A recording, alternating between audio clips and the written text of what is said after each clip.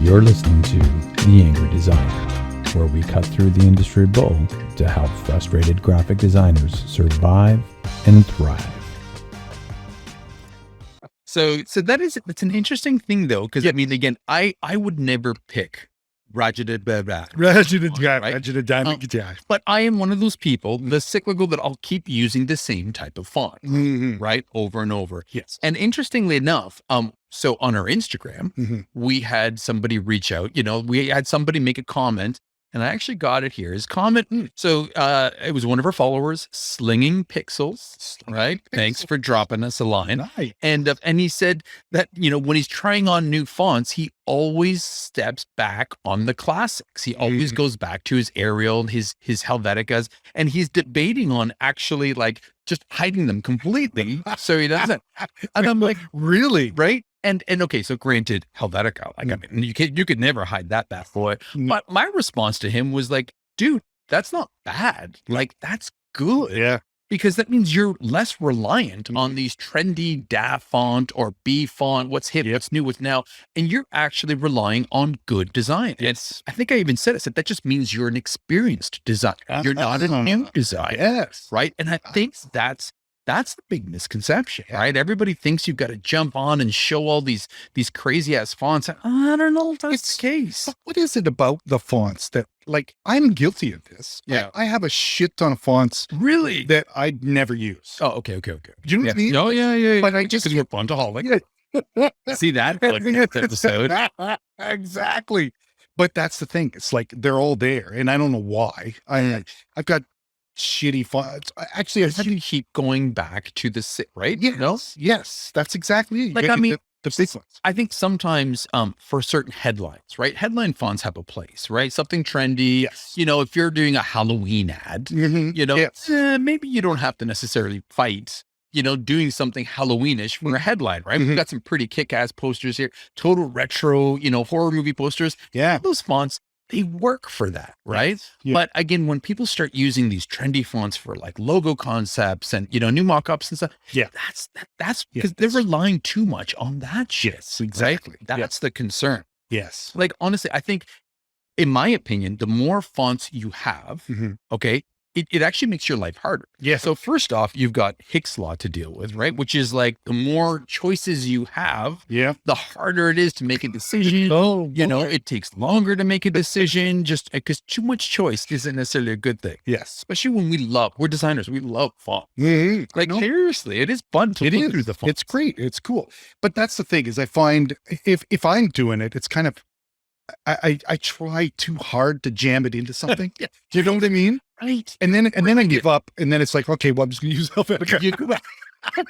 Oh, fuck this. This is too much work to make this. Well, look see, good. and that's point number 2, right? It also, what a time sucker it is, Yeah. right? Like, It you get a is. ton of fonts. Oh. You spend all this time trying to make all the, scrolling, make this would work. And you're right. You end up going back to the font that, that is going to work. Yeah. And you're forcing yourself to try something new, but really you're trying something new, which is almost forced as opposed to relying on good design. Good design. Right. Yes. There's a hell of a lot more to it. Right. Yeah. And this is okay. There's a lot more to design than just picking that font. Right. And if you start going down that road of being font man, you got a different font for this, different font, you just become so freaking lazy. Yeah. Like, it's just, you're lazier. Yeah. I'm just going to find a font and it's going to do all the lifting for Yes. Right. And I mean, again, who the hell wants to be known as that?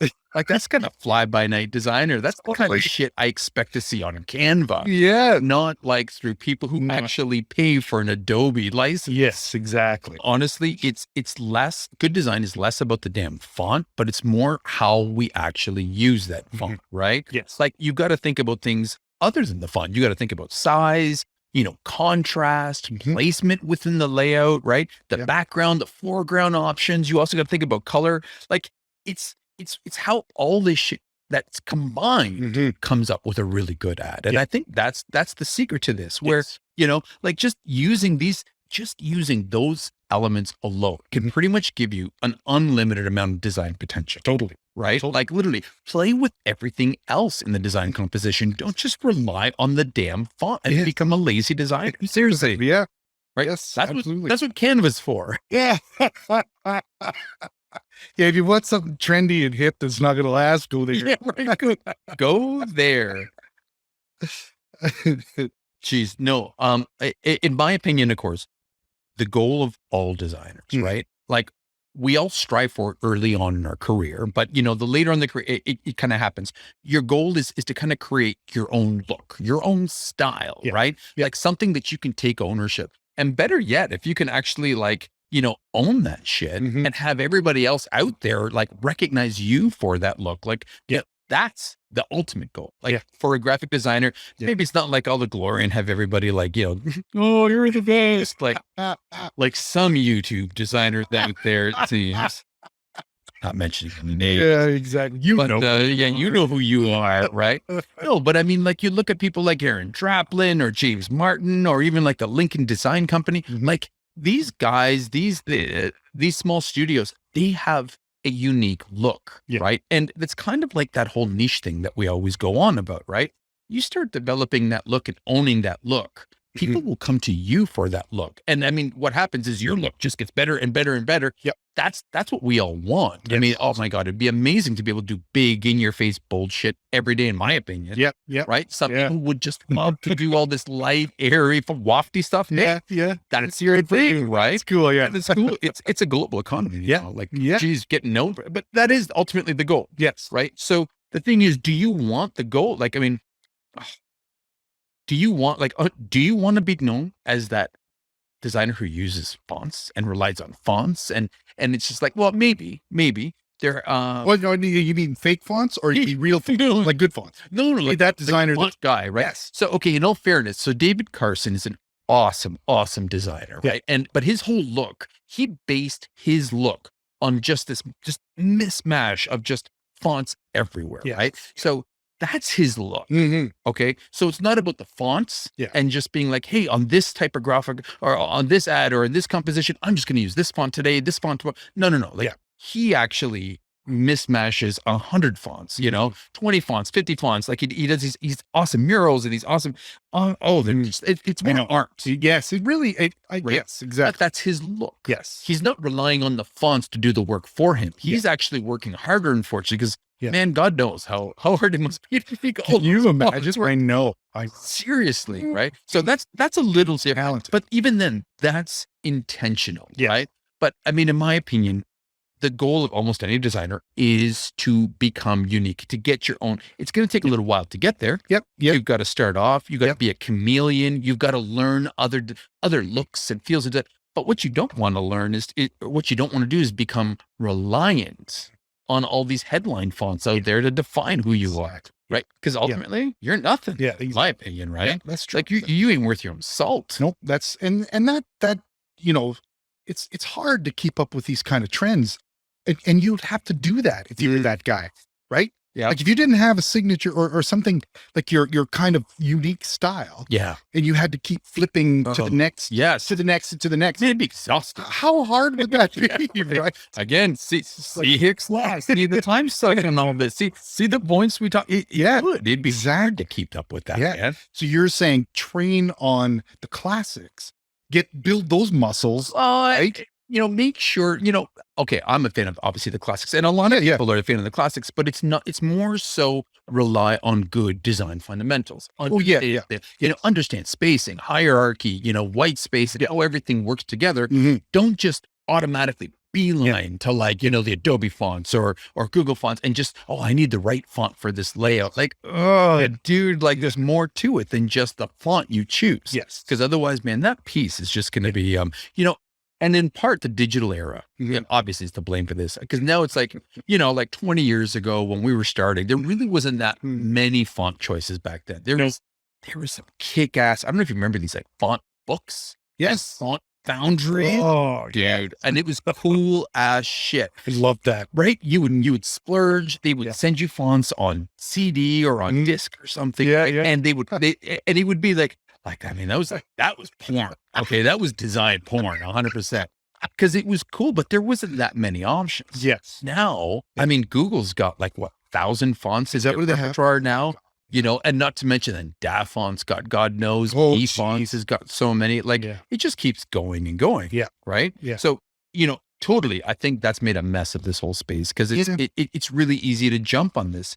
So Massimo Vignelli, you know, awesome designer, classic designer, one of my favorites, of course, and a huge impact on design on 20th, you know, century design. Yeah. But again, he was a true designer, right? He wasn't, you know, picking a font, you know, and just running with it. He was designing everything, right? And again, he said that new fonts, what was it? What did he say? What does he want? All new fonts have created visual pollution. Okay. Think about it, right? That's an amazing term. It's everything that we're looking at right now. Yeah. All the fonts. You're visiting websites. Everyone is different. Everything is like a clusterfuck. Yeah. And it's visual pollution. Visual pollution. Like, I love that. Wow. Right? Because again, everything's reliant on the same. It doesn't help that most fonts or most websites follow a template. You know? Most design compositions are following some sort of theme. That kind of sucks. But it's true. To top that off, throw in 1.5 million fonts, it's pollution. I love that. Yeah. Right? That's brilliant. His whole idea is out of thousands and thousands of typefaces, you only need a few basic ones to keep and trash everything else. Right? And I mean, that is kind of what we do. I mean, I'm guilty of that. Yes, totally. Yeah, absolutely. Wow. That's like, I will go back and so he was like one of the greats. And this was his belief, you know, and okay. So, and I have it here, his 6 fonts, he used 6 fonts on everything. Okay. And we're talking about not a guy who just did graphic design, but a legend, you know, and a legend up until, you know, when he passed away a few years back. Right. And only a few years, like, you know, what, like 10 years ago, he passed away. Really? It wasn't that long ago. And again, we're talking design legend. His shit, everybody would recognize it, right? The stuff like New York subways, classic, right? The stuff for Knoll, right?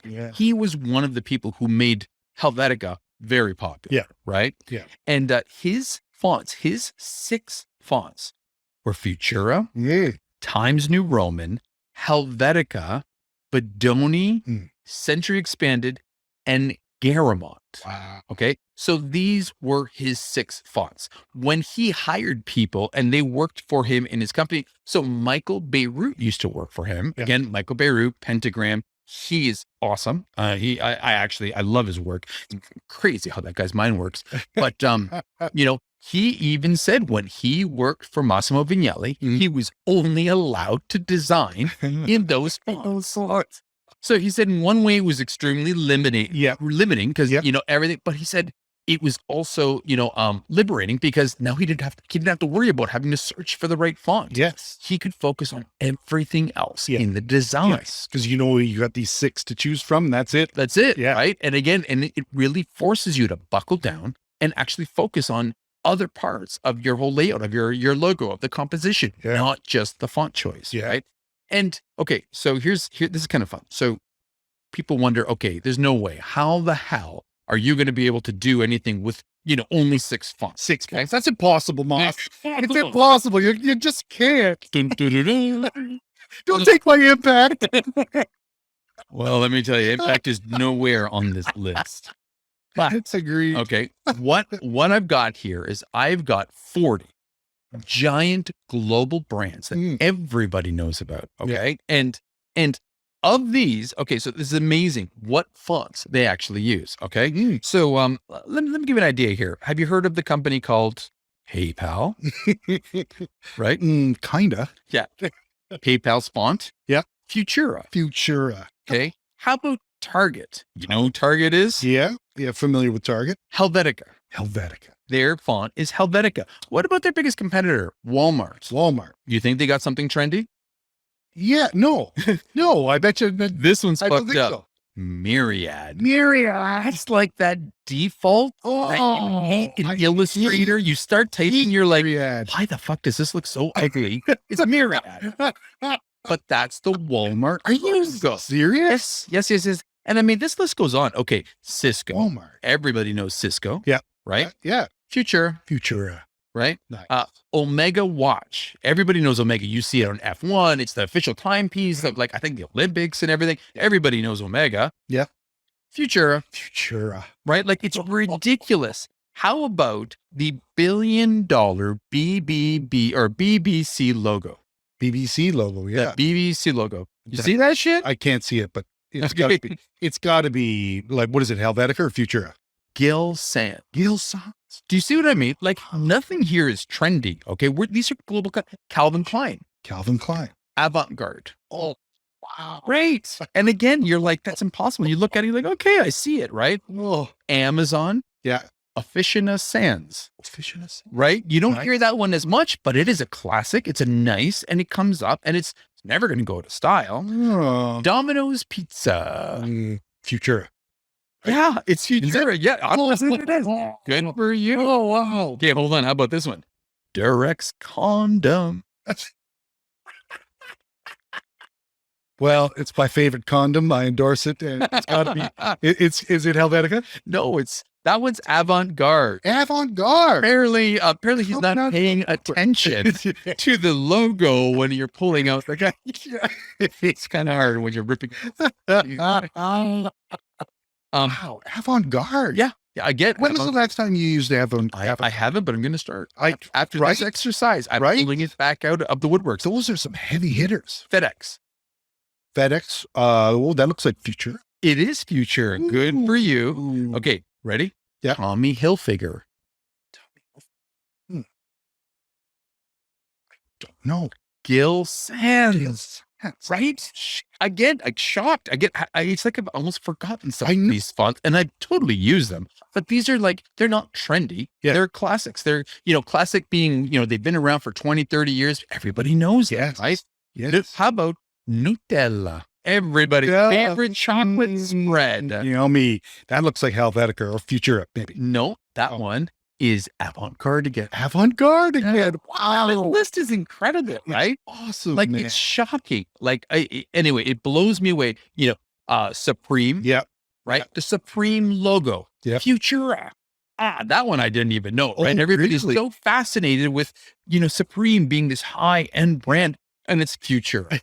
Like it's beautiful. It makes me very proud. Yeah. Actually. Yeah. So, of all these 40 of these top logos, and again, the top global logo, I took everybody knows these, right? Everything from, Armani to Mercedes to, Hilfiger, Kickstarter, Dropbox, right?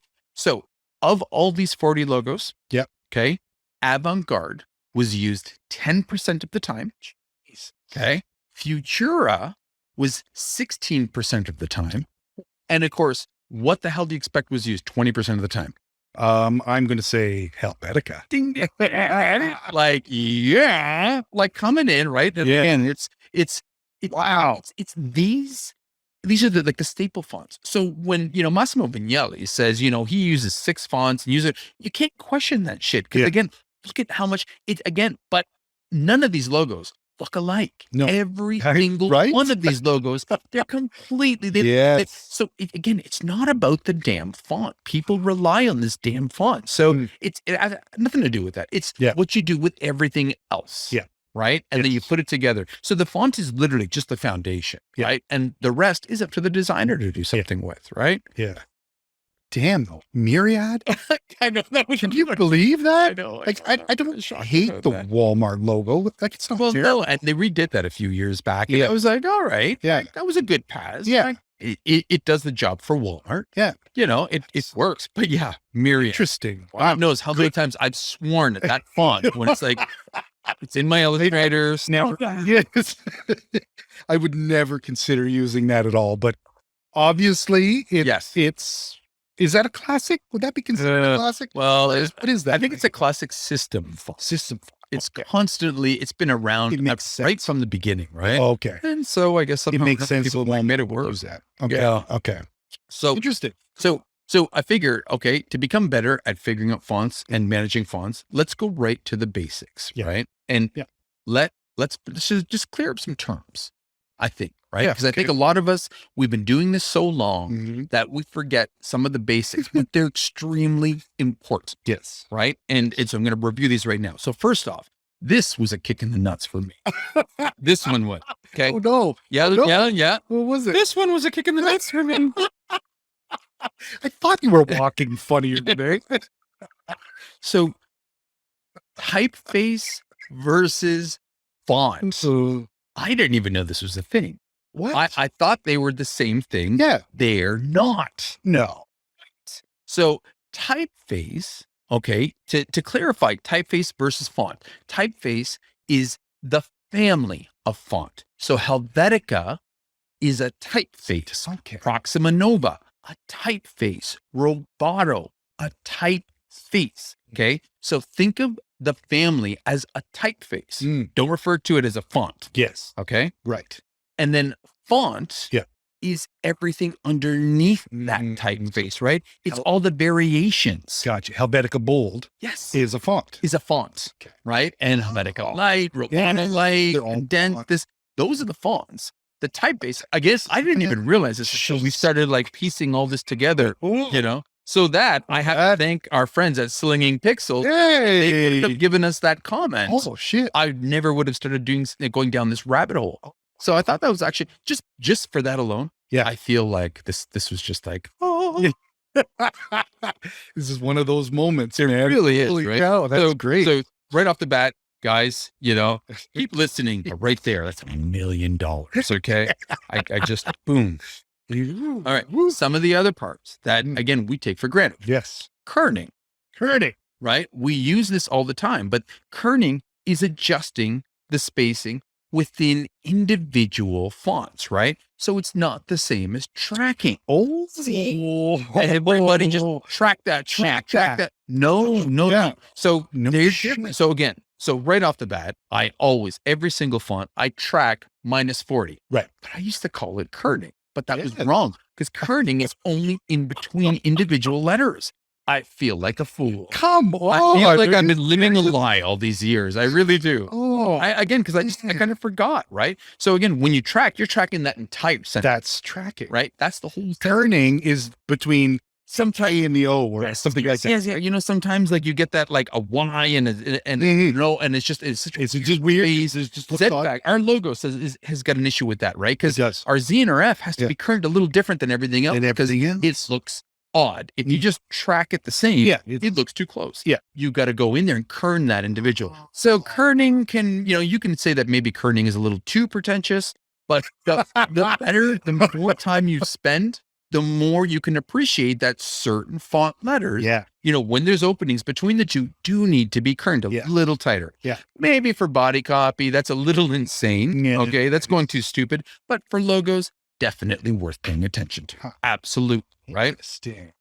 Leading, right? Leading, which is also known as line height. So this is the spacing in between line text, leading. okay? Yeah. So, you know, now Yep. Microsoft Word refers to this shit as, you know, spacing, double spacing, triple spacing, right? Or I hate Word. I hate that. But the reality is it's the space between sentences, Yeah. right? Top, bottom, right? And then of course you've got paragraph spacing, which, you know, even though most of this talk is about logos and bigger things, right?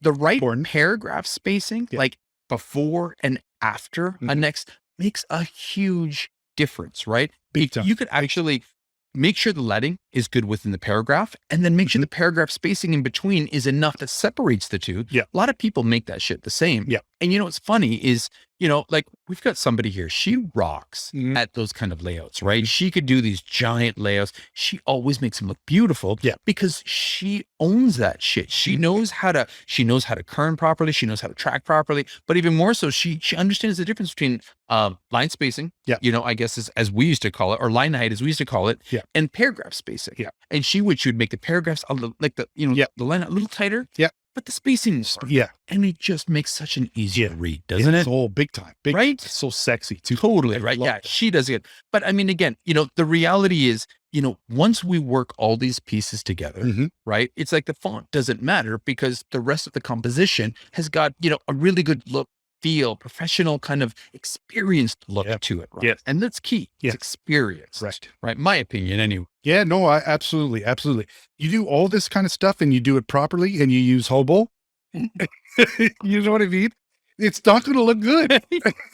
I bet you though, it wouldn't look so It bad. might be sort of passable, Yeah, but, you're right. but come on.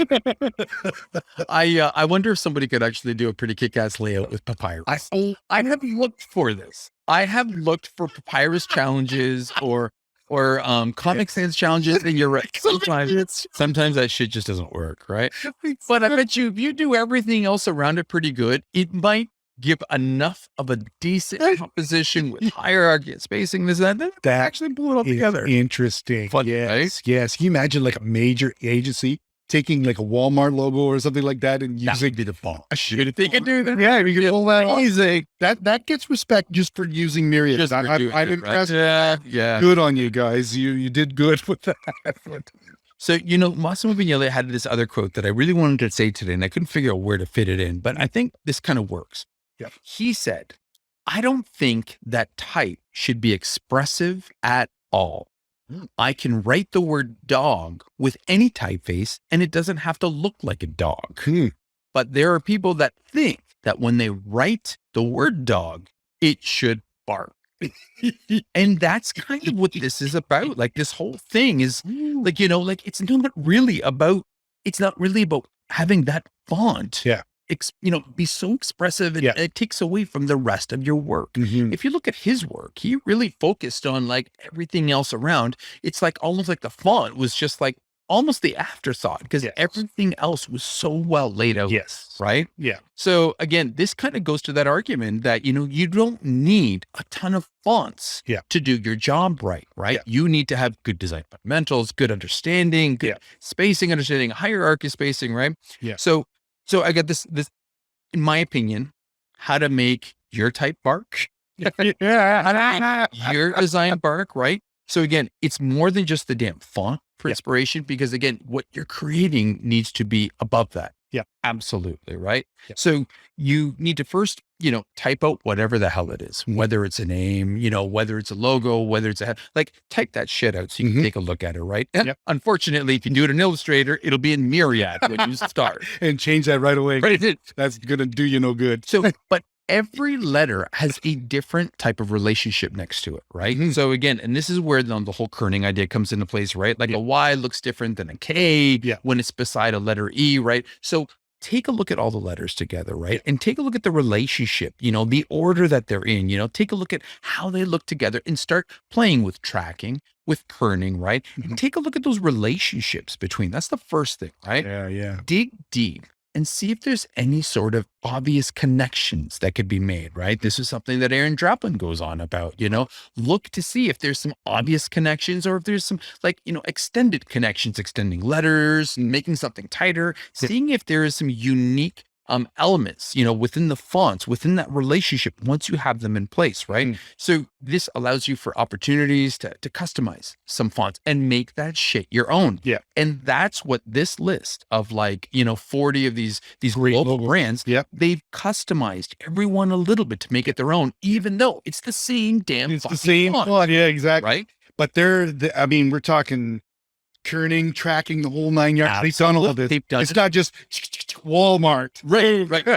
We're done. Right. Yeah, exactly. So go that far, right? And then the second part of this is, look not just at the fonts, but look at the space in between the fonts. Yeah. Right. Look at the relationship. Look how you can, the negative space people aren't paying enough attention to. That's how FedEx found that arrow. Right. They found that arrow because they focused in on the negative space. Yeah. Right. Yes. Across the board, all these fonts do this, right? You look at these and they're beautiful. Some of them, are more obvious than others, but they're focusing in on the negative space as much as they are in the font. Yes. Massimo Vignelli used to say that, he doesn't design, the fonts. He designs the spaces between brilliant, right? Oh, I love that. Pay attention to that. Use that negative space somehow, some way. And from that is when you start seeing some really cool shit form, man. Yeah. So between customizing those fonts, finding out what those find out what the relationships they are in between all those fonts, right? Customize them, tweak them to make them your own, and then play with the negative space in between, right? Yes. And you can do, the funny thing is, you don't need an unlimited amount of fonts. You've got 26 characters in the alphabet, 26 letters in the alphabet, right? Okay, good. Right. Good. Yep.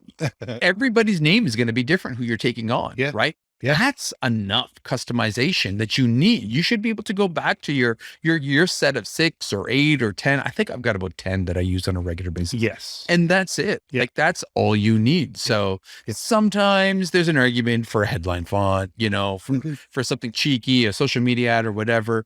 But honestly, when it comes to shit that I need, that's going to be legendary, that I don't want a customer to ever change.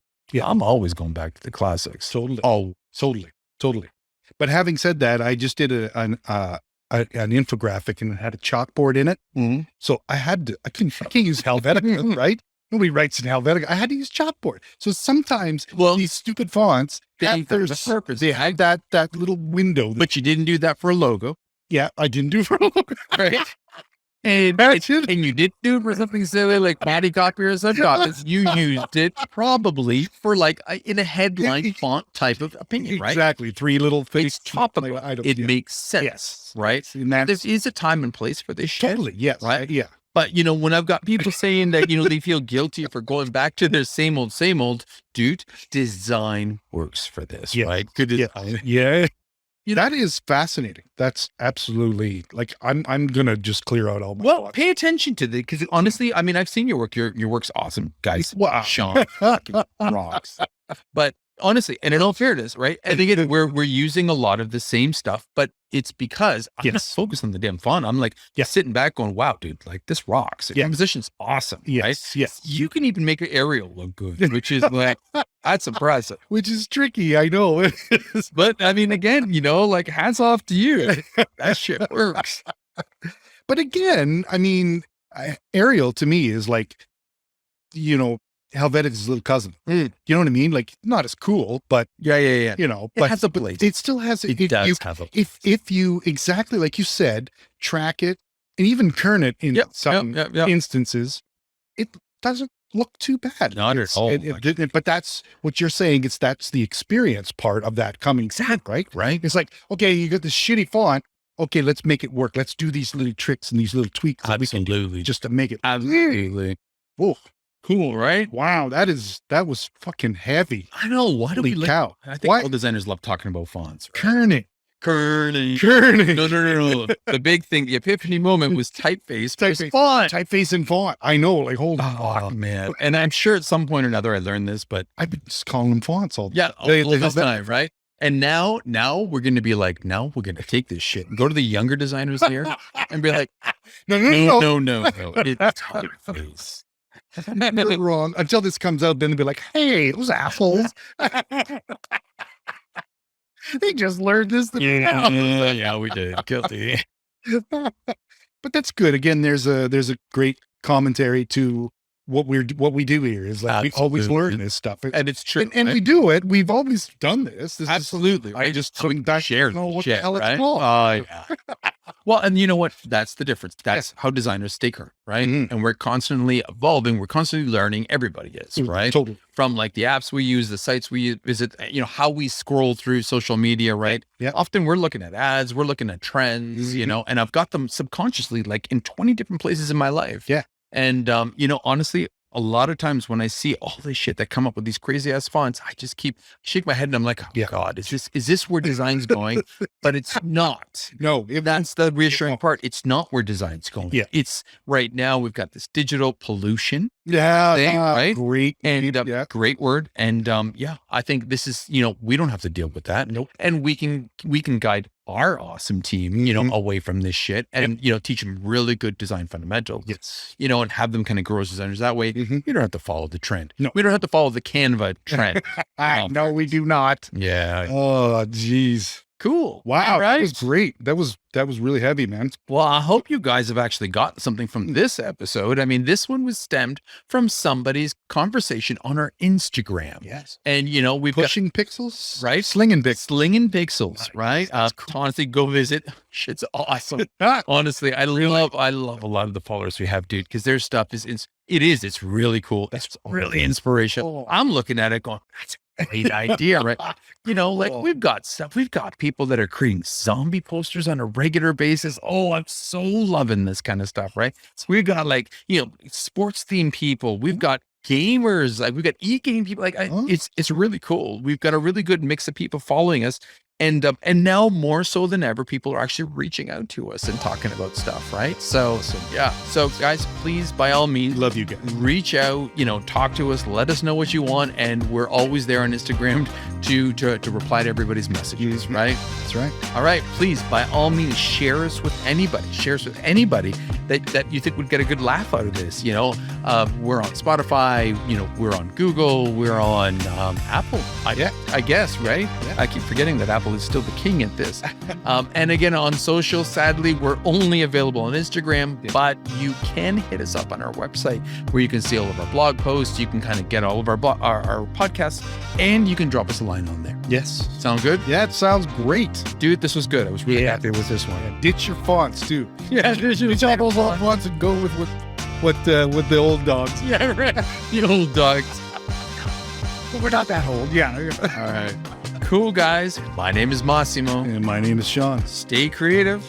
And stay angry. Peace.